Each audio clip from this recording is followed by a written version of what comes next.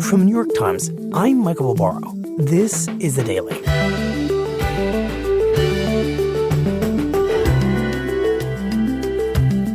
Today, in New York, the arrival of more than 100,000 migrants seeking asylum over the past year has become a crisis for the city's shelter system, schools, and budget. Now, according to my colleague Nick Fandos, it's also become a political crisis for the state's Democratic leaders.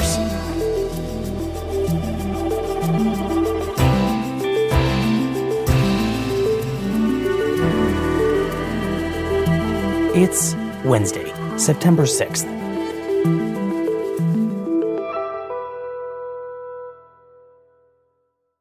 Good afternoon.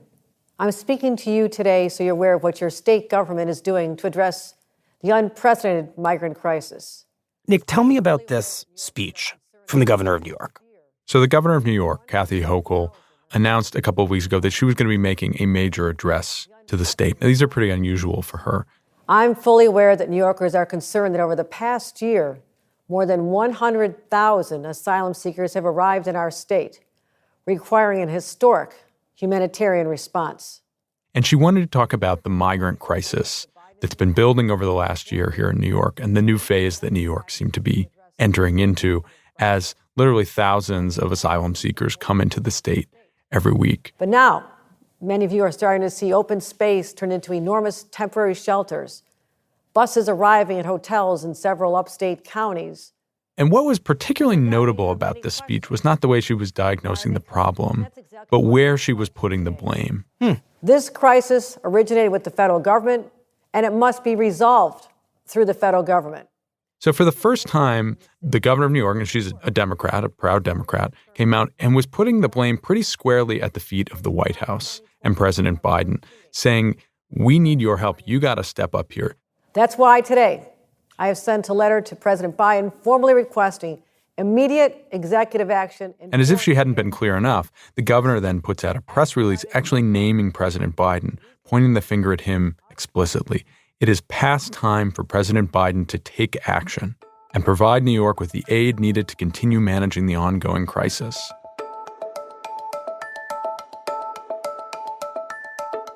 So she's naming names, and the name she's naming is the Democratic president of the United States, which means this isn't quite the normal course of events. A Democratic governor from a very Democratic state directly critiquing in public her Democratic president.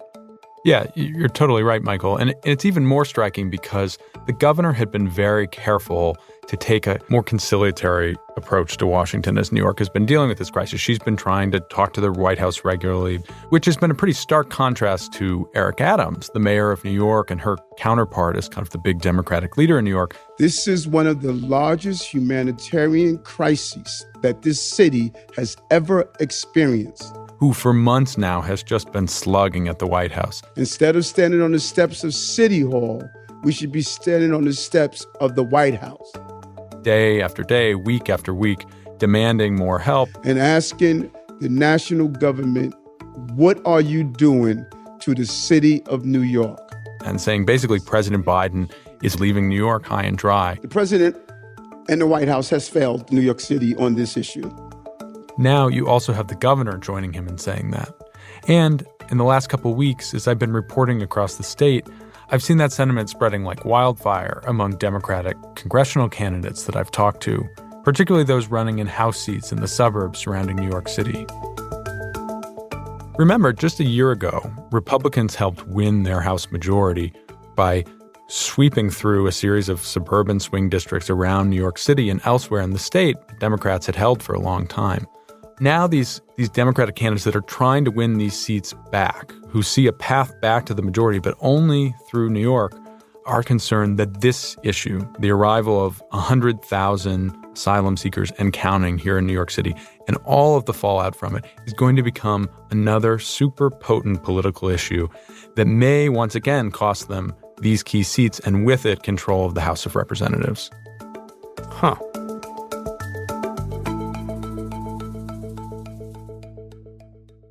Nick, I want to talk about how it is we've reached this point where so many Democratic lawmakers from as you just said, the mayor to the governor to now candidates and even members of Congress have become so riled up and publicly angry with their Democratic president over this question of these migrants. So where should we start? So I think we have to go back a couple of years and down to the southern border, Michael, where many of these asylum seekers are crossing into the United States in the first place. The Trump White House and the Biden White House were able to use COVID-era policies, most notably Title 42, to basically shut down the border for a period of time. Mm-hmm.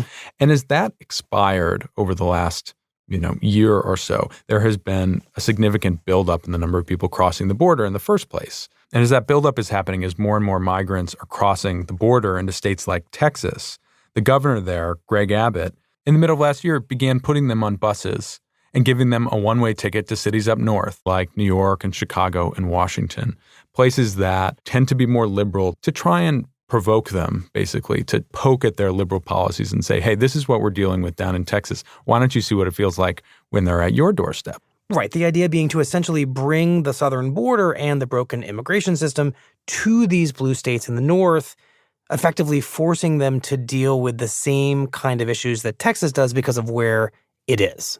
Yes, and frankly, to make a political point, right? To show it's easy to state your values when you're 1,000 miles away and this is not on your doorstep.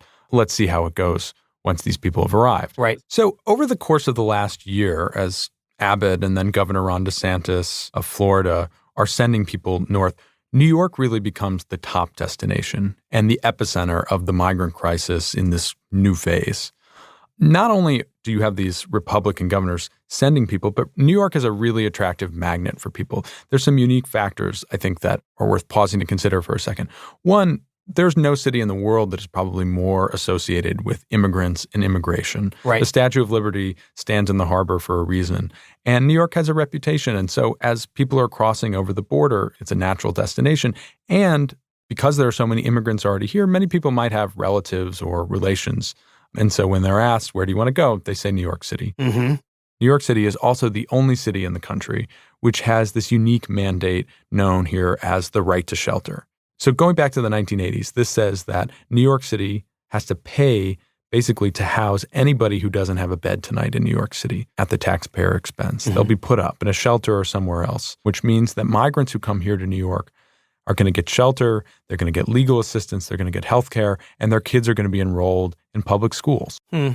So that means that everybody that's arriving on these buses are entitled to those benefits. Mm-hmm. But word also gets out very quickly, and it makes New York City seem like a very attractive place to want to steer yourself. Even if you're not being brought up on a bus from a Republican official in Texas who wants to make a political point. Right, and people come through all sorts of different routes and different means of transportation. So what starts as a political stunt to steer migrants to New York City evolves into something quite different.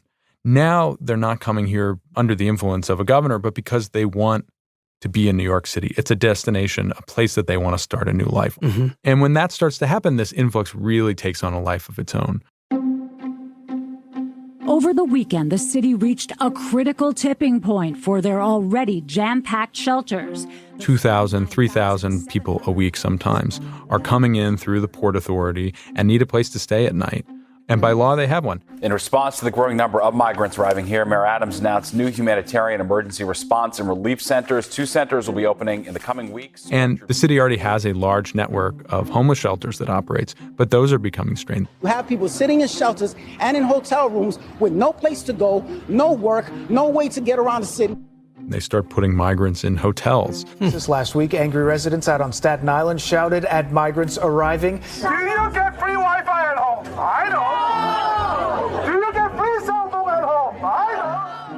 The city has started building these massive tent structures all around the city in parks and in public spaces. In Floyd Bennett Field, it is a flood zone. Including where people go to recreate and play soccer and walk their dogs. They were at capacity, so these migrants were left to sleep on the sidewalk. You can see the only thing separating them from the concrete is cardboard.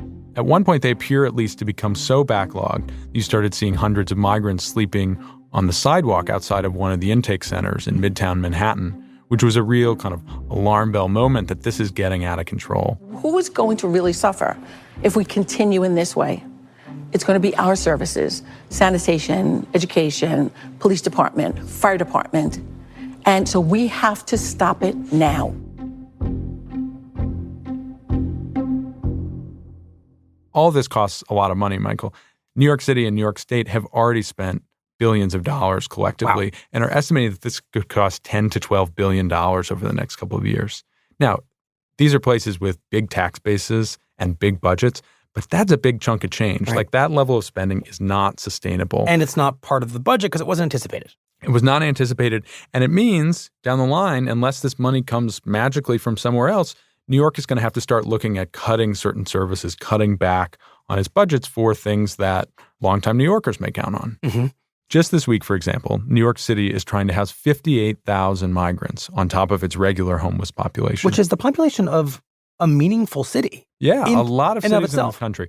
And get this, 20,000 children into the New York City public school system to begin educating them. And all of this, Michael, has been building towards what feels like potentially a breaking point.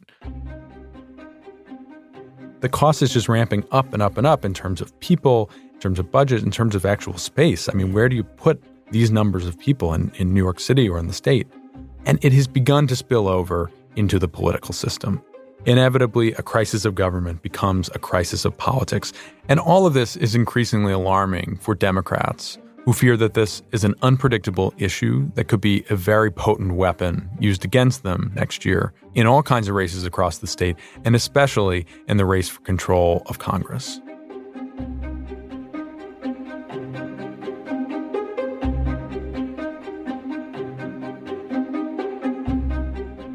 We'll be right back.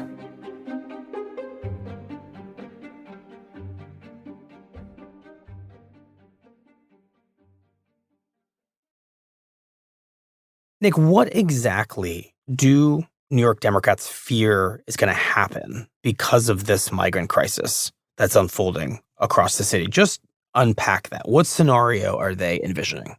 So to answer that, Michael, imagine it's a year from now. We're on the eve of the election, and this problem has not abated. There's been tens of thousands more migrants who have arrived in New York City, putting more strain on all the different services we've been talking about. The city's basically run out of space in a lot of places. The state's trying to help, but it's running out of money. And I think Democrats are very worried about the way that Republicans are going to portray this and the way that voters are going to think about what's going on here. Are they going to conclude that Democrats' policy to welcome immigrants, to say we treat them differently here and we give them services, is that going to backfire and say, well, look, that's all nice. We like those values in a vacuum, but that means you're kind of pulling out of my pocket to take care of these people. And now Republicans very much are already beginning to make this argument that this is the consequence of Democrats' liberal policies on immigration. And not only have they helped bring about this situation, now that it's at their doorstep, they can't competently handle it. They're all pointing fingers at one another. There's an appearance of chaos, that nobody's in charge. And look, this is the sum package of what Democrats get you. So what Democrats fear is that Republicans will make the case in the next election that Democrats created this crisis, and now they have no idea how to fix it. And you, dear New Yorker, you are left to suffer, which is why you should vote for Republicans. Exactly. And I think part of the reason the Democrats are so worried about this is what happened in 2022. So remember, Michael, we sat here and talked then about the way that Republicans were able to use fears about crime and rising crime in New York City to basically point at Democratic policies and say, this is the reason this is happening, and now these guys can't get it under control. Right. And there was a degree to which that claim was exaggerated, and yet it proved very potent in those 2022 congressional elections. Right. It wiped out basically every Democrat on the congressional map in districts that really should have been safe Democratic territory, but became a real bloodbath for them. Right. So obviously there are big substantive policy differences between these two issues of crime and migration. But the political dynamic and the kind of interaction among the two parties and voters are very similar. You have a big situation in the center of New York City, a kind of unfolding crisis that on any given day lends itself to some headline about disorder or conflict. And it's being piped out into the swingier suburbs that surround New York City, where voters are watching and frankly thinking, in this state where Democrats have been in control of everything for a long time, like maybe they're just screwing it up again. Got it. Give us some examples of the Democrats in these swingier suburbs around New York becoming agitated about what's going on here. Okay, so the first person I point you to is Pat Ryan, who was the only Democrat who survived that Republican wipeout over crime last year. He represents a seat in kind of the lower Hudson Valley. North of New York City, hour and a half, 2 hours. Right. So earlier this year, when Mayor Eric Adams proposed busing migrants out of the city into some communities in Ryan's district to help shoulder some of the burden, Ryan was one of a number of officials who freaked out. He called on President Biden to declare a state of emergency, which is a pretty drastic step. He voted for a Republican bill that would have basically barred schools from housing migrants in New York, said, we'll take away federal funds if you do. And he's adopted very aggressive rhetoric towards not just the mayor, but also the president of the United States. So last week when I spoke to Ryan, who's a former Army officer, he told me that the one thing that I learned above all in my time in the Army is that when you're in charge, you have to take charge. The president is in charge here, and he's not taking charge. So like Mayor Adams and now Governor Hochul, Congressman Ryan is turning his frustration over the situation onto the president. Yeah, that's right. And he's not alone in doing it. Candidates from Long Island, like Laura Gillen, Mondaire Jones, who's a former Democratic congressman trying to make a comeback in Westchester County in the suburbs north of the city, other candidates in the Hudson Valley are all pointing their finger at President Biden and saying, like, you got to get in the game on this. This is a federal problem, and we need a federal solution to it. Well, with that in mind, what specifically do these New York Democrats want Joe Biden, want the federal government to do here, given the nature of the problem and some of the unique factors you have outlined, like New York City's right to shelter? That's a great question. So there are basically a handful of important requests that they have. The first one is for money. We were talking earlier about how much New York City and state are spending on this, and they feel this is a federal issue, right? So the federal government ought to be reimbursing for National Guard, for the cost of sheltering, basically to help shoulder some of the cost. Mm-hmm. Another important thing that they want is for the White House to help people get to work faster. So the prime example of this is something called temporary protected status. It's where the president can himself grant a group of people from a specific country a special status to make it easier for them to get a work permit. And that's important in this case because when migrants can get jobs, they're making money, they're paying into the system, they become less reliant on shelters and healthcare and other public benefits like that. Got it. So the idea is that temporary protected status gets migrants on their own 2 feet in a way that means they're not going to need New York City's resources as much. And I guess in theory, it might discourage some of these migrants from ever coming to New York in the first place, because if they have the right to work, they might stop at many other states on that journey north to New York and find a job. Yeah, that may be the case, but I think it's worth just pausing here to say New York is in such a drastic circumstance right now and it's such a fast-moving situation that I don't think New York's leaders are really thinking that far down the road. They're just thinking about how do we alleviate this situation right now? How do we move some of those 58,000 people out of the shelters as quickly as we can? Got it. So what has President Biden said about these 2 requests for a lot more money to help solve this problem, as well as temporary protected status for a lot of these migrants? Well, the first thing to say, and this is one of the things that's really frustrating Democrats here, is that he hasn't said much at all. You know, he's not given a major speech on this issue. It's not like we've seen him come into New York for photo ops to try and take control, you know, in a way that you might expect an executive facing a big national problem like this to do. But the White House has done some small things around the edges. So on the money front, the Biden administration has helped secure hundreds of millions of dollars to reimburse New York. Now, that's not as much as New York wants. It says it needs billions. But the White House has put its hands up basically and said, look, Congress controls the purse strings. We can ask for more money, but I can't guarantee you we're going to get it. Got it. And on the question of work permits, the response has been more complicated, and the White House has actually pushed back a bit on New York. Why?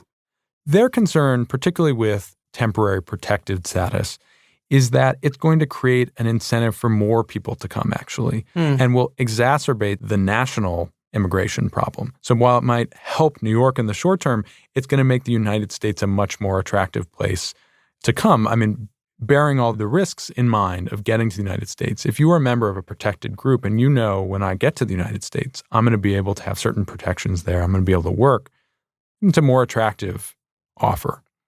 Basically, what President Biden is saying in response is that what's good for New York, unfortunately, is not good for the rest of the country.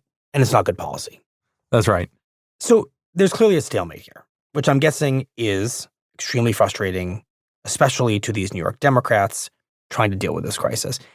I'm curious if any of these Democrats who are leveling this criticism against Biden have had any reservations about criticizing the leader of their party in their conversations with you, given that he is running for re-election and that the polls suggest it's going to be a very tight race. It doesn't seem like an opportune moment for candidates and members of Congress in the Democratic Party to be criticizing the president.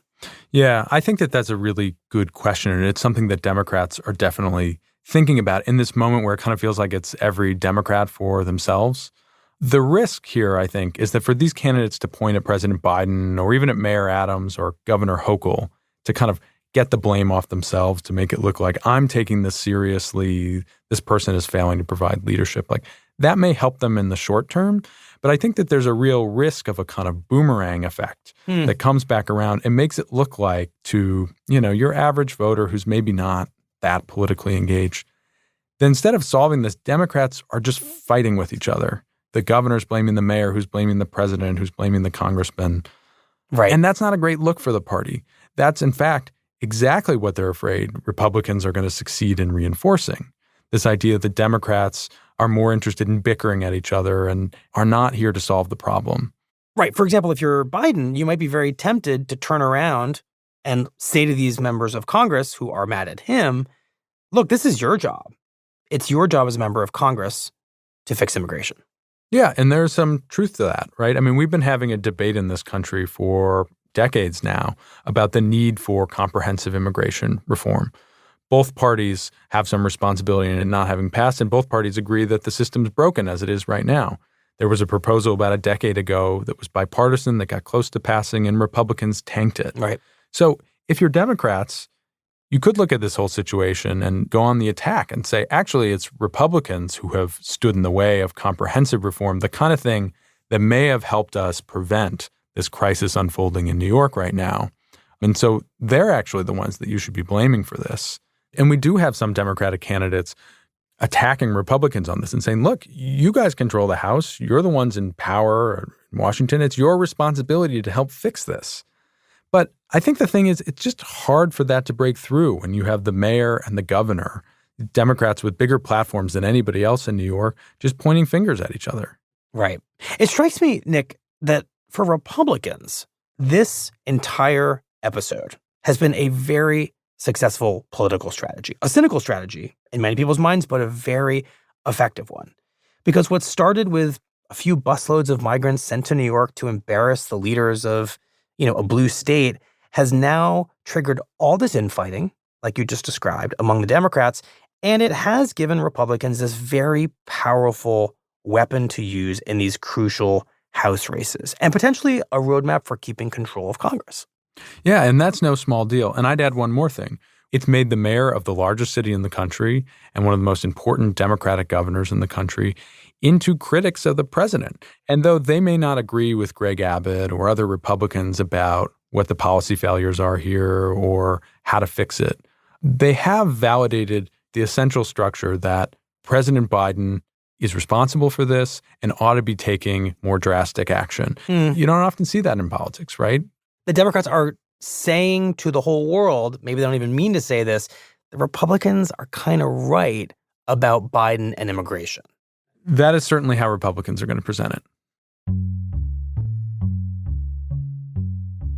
So, Nick, what happens next in this story? And specifically, what happens to all these migrants, these 100,000 men, women, and children who are now in New York City? A lot of these people went through arduous conditions to get here in the first place, and they're going to work really hard and figure out how to get jobs, either legally or in the underground economy, and make money and move out of the shelter system. But as long as people continue to come, as New York remains an attractive place, the numbers are just going to continue to grow and put a greater and greater strain on New York City and its capacity to care for these people. And we've talked a lot about the political and government implications of that. But for the migrants themselves, it means that they're going to be relying on an increasingly taxed system that's not going to be able to provide for them in the way that it has.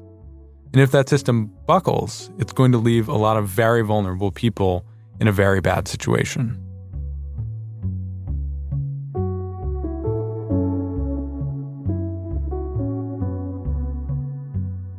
Well, Nick, thank you very much. Thank you, Michael.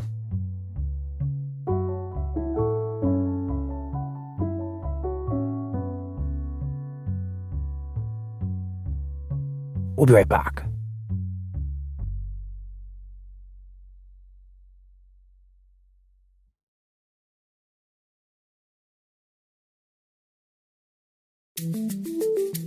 Here's what else you need to know today. On Tuesday, the most powerful Republican in the U.S. Senate, Minority Leader Mitch McConnell, sought to reassure his colleagues that he is physically able to keep doing his job after a series of on-camera medical episodes. During those episodes, McConnell has frozen up for long stretches in the middle of news conferences, seemingly unable to speak. In a letter released on Tuesday by McConnell, the doctor who treats members of Congress said he found no signs that McConnell suffered from either seizures or strokes, two possibilities that have been raised by outside experts. McConnell and his staff have instead attributed both instances to lightheadedness related to a concussion he suffered in March and to dehydration. And Enrico Tarrio, the former leader of the Proud Boys, was sentenced to 22 years in prison for the role he played in the January 6th attack on the U.S. Capitol. It was the most severe penalty imposed on anyone charged in connection with the deadly assault. Tarrio was found guilty of seditious conspiracy for inspiring and organizing members of his pro-Trump gang to enter the Capitol and try to stop the peaceful transfer of presidential power.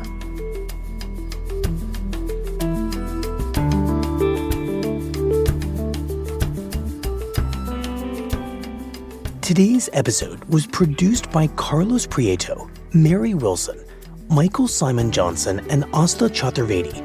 It was edited by Rachel Quester and Patricia Willens. Contains original music by Will Reed and Rowan Nemisto, and was engineered by Alyssa Moxley. Our theme music is by Jim Brunberg and Ben Landsberg of Wonderley.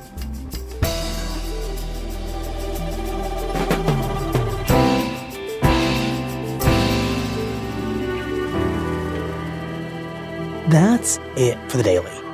I'm Michael Barbaro. See you tomorrow.